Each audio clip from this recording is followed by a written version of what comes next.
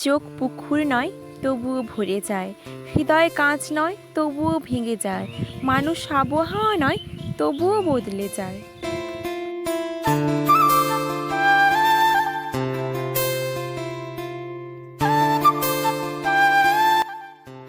মানুষ তো সবার সামনে হাসে, কিন্তু কাঁদে শুধু তারই সামনে যাকে সে নিজের থেকেও বেশি বিশ্বাস করে।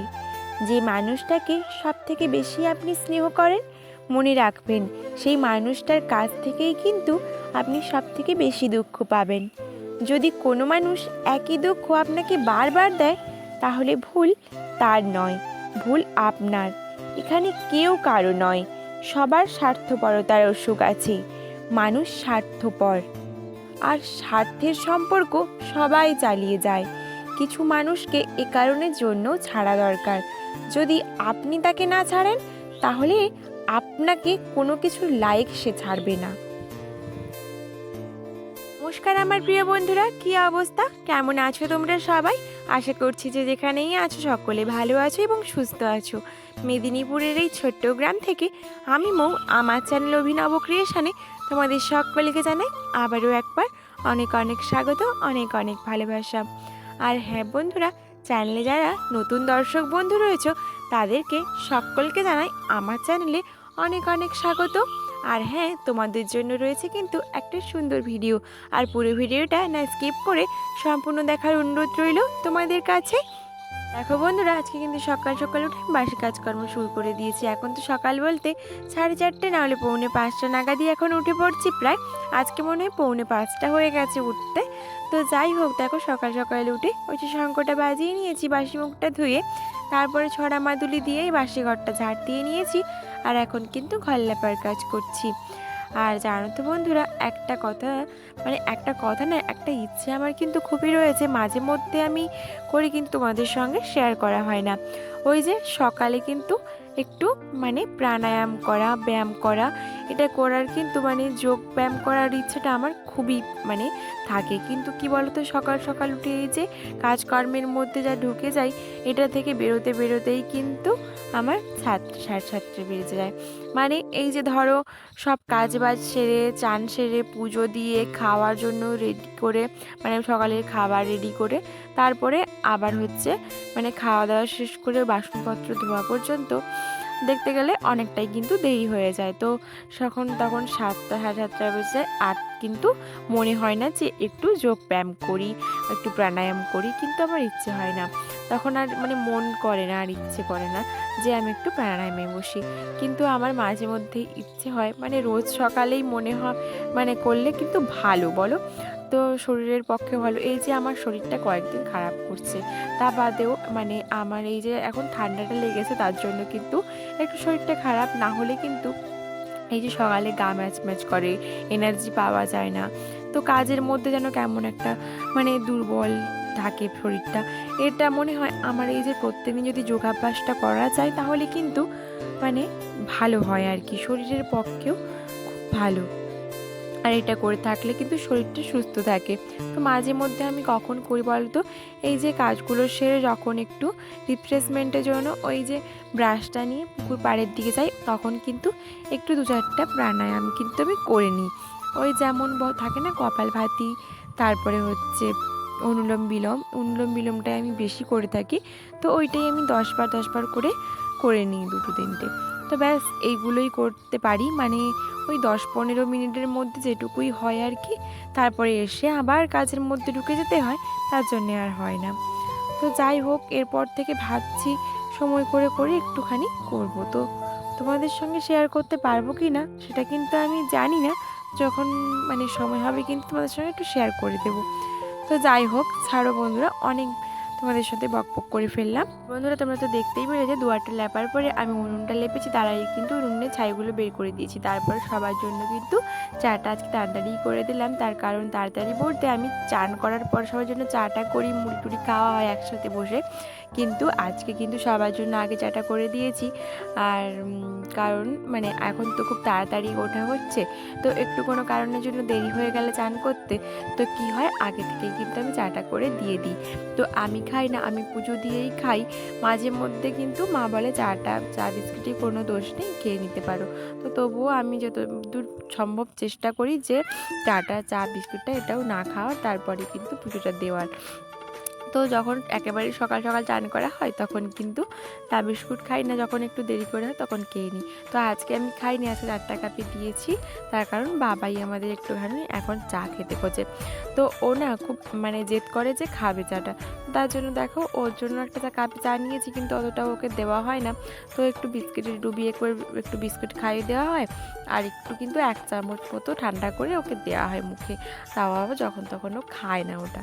তো যাই হোক বন্ধুরা, দেখো ওদেরকে চাটা দিয়ে আমি এখন চলে এসেছি, চান সেরে নিয়েছি, তারপরে এই যে পুজোর বাসনগুলো এখন মাজবো। তো সপ্তাহে তো একবার করে আমি মাজি, তো আগের সপ্তাহে কিন্তু সময় পাইনি, যার কারণে কিন্তু মাজা হয়ে ওঠেনি। তো দেখো মানে মাজা হয়ে ওঠেনি বলতে ওই যে মানে সপ্তাহে ধরো বৃহস্পতিবার করে আমি মানে এই মাজি বাসনগুলো, তো কিন্তু এইবারে বৃহস্পতিবারে আর মাজা হয়নি। তো দেখো আজকেই কিন্তু মেজে দিচ্ছি। কি বলতো প্রত্যেক মানে এইগুলো মাজতে না একটু টাইম লাগে, এই যে অনেকটা তেঁতুল দিয়ে একটু ছাই দিয়ে ঘষে এগুলোকে মাজতে হয়। তো এমনি রোজ কিন্তু ধুয়ে দিই আমি সার্ফের গুঁড়ো দিয়ে, কিন্তু এই যে তেঁতুল দিয়ে যে মাজাটা, এটা কিন্তু মানে ওই যে বললাম না প্রত্যেক বৃহস্পতিবারে মাজি, কিন্তু এই বৃহস্পতিবারে মাজা হয়নি, তার জন্য কিন্তু মেজে দিলাম আজকে। তো দেখো এগুলো মেজে ধুয়ে নিয়ে গিয়ে মন্দিরটা পরিষ্কার করব, তারপর কিন্তু মন্দিরে পুজো দেব। আর এই যে দেখো বন্ধুরা, দিন তারিণী ফুল গাছটাতে আমার মাত্র 2টো ফুল ফুটেছে, আর এই 2টো ফুলই তুলে নিলাম পুজো দেওয়ার জন্য। এই 2টো ফুল দিয়ে আমি কাকে পুজো দিই বলো তো? আমার কাছে কত ঠাকুর রয়েছে। তো দেখো সবারই বাড়িতে কিন্তু কম বেশি অনেক ঠাকুরের পটই থাকে।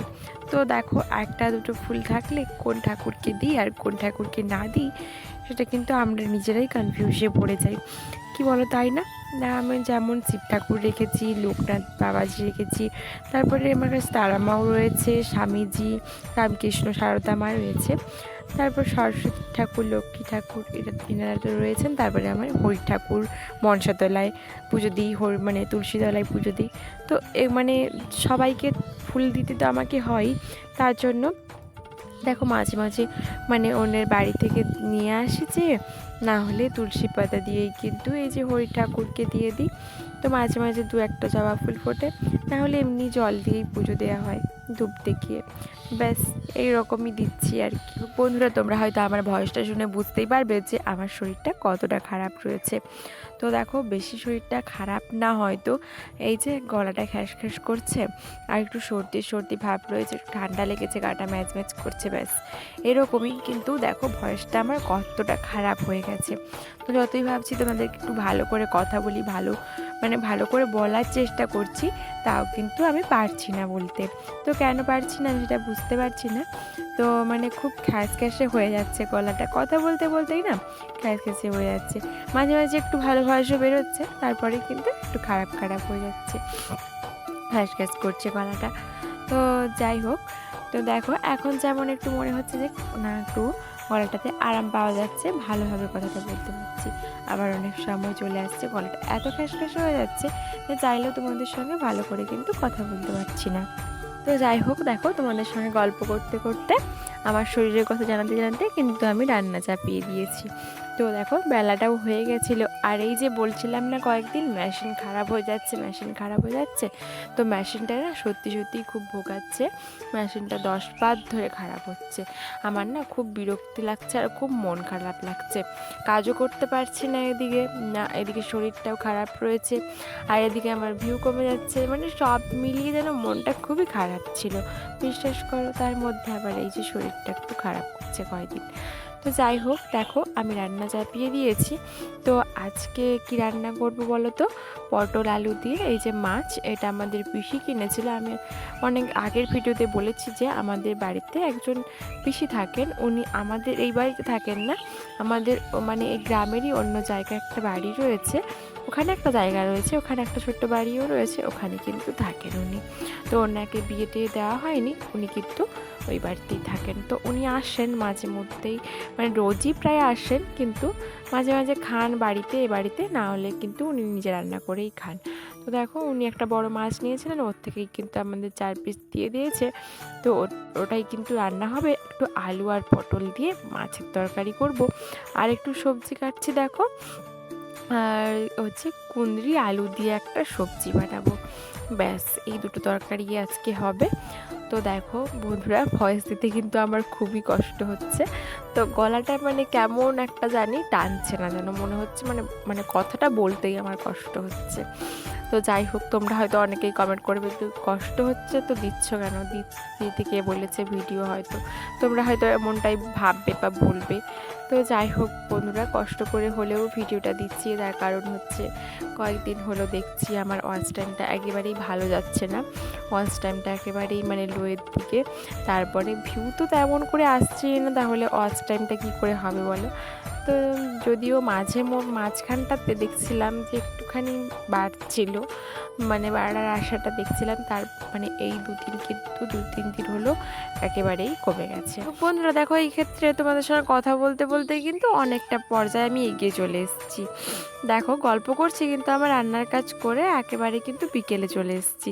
তো যাই হোক, দেখো রান্নাটা আমি কিন্তু খুব সিম্পলভাবেই করেছি, আদা রসুন পেঁয়াজ সব একসাথে বেটে নিয়েছিলাম, দিয়ে দিয়েছি, তারপরে লঙ্কার গুঁড়ো হলুদ গুঁড়োই কিন্তু কষিয়ে নিয়েছিলাম তরকারিটা। তারপরে মাছ দিয়েছি, জল দিয়ে মাছ দিয়েছি, ঝোলটাতে মাছ দিয়েছি, তারপরে কিন্তু আমি ভিডিওটা আর করতে পারিনি।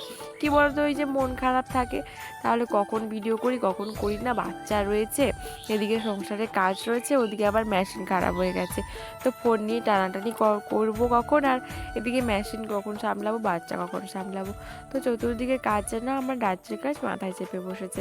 তো যাই হোক, কাজ তো করতে হবে, না হলে এই মোবাইলের খাবারটা যোগান কে দেবে বলো, মানে রিচার্জের পয়সাটা কে দেবে বলো, দুদিনা মেশিন আমি ঠিকঠাক করে রাখি, কাজ না করি। তো যাই হোক, বড়মশাই আমাকে রিচার্জ মেরে দেয়, আমি আর কি করছিলাম। তো যাই হোক, মানে ও মারলেও কি বলতো, একটা তো সঞ্চয় বলে থাকে, পুঁজি বলে থাকে, তো মানে দিনের শেষে হোক, বছরের শেষে হোক, মাসের শেষে হোক বলতে পারবো যে না আমি একটা রোজগার করি, ওই দিয়েই কিন্তু আমার রিচার্জের পয়সাটা হয়ে যায়। তো বছরের শেষে ওটা একটা হাতে পাওয়া যায়, তখন মনে হয় যে না আমি রিচার্জের পয়সাটা আর বলো হচ্ছে মানে আমার গ্রুপে চালানোর পয়সাটা আমি নিজে কিন্তু করতে পারি, আমার হাত খরচের পয়সাটা। তো যাই হোক দেখো, এখন এসছেন আশা দিদিরা, ওই যে জল পরীক্ষা করছেন আমাদের বাড়ির জলটা কেমন। তো আমাদের আশেপাশের অনেকের বাড়িতেই কিন্তু জলটা পরীক্ষা করা হয়েছে, যে জলটাতে কোনো আর্সেনিক বা জীবাণু কতটা কি খাটটার আছে, এগুলোই কিন্তু পরীক্ষা করছিলেন ওনারা, আমাকে কিন্তু কিছু কিছু মানে দেখাচ্ছিলেন, বলছিলেন।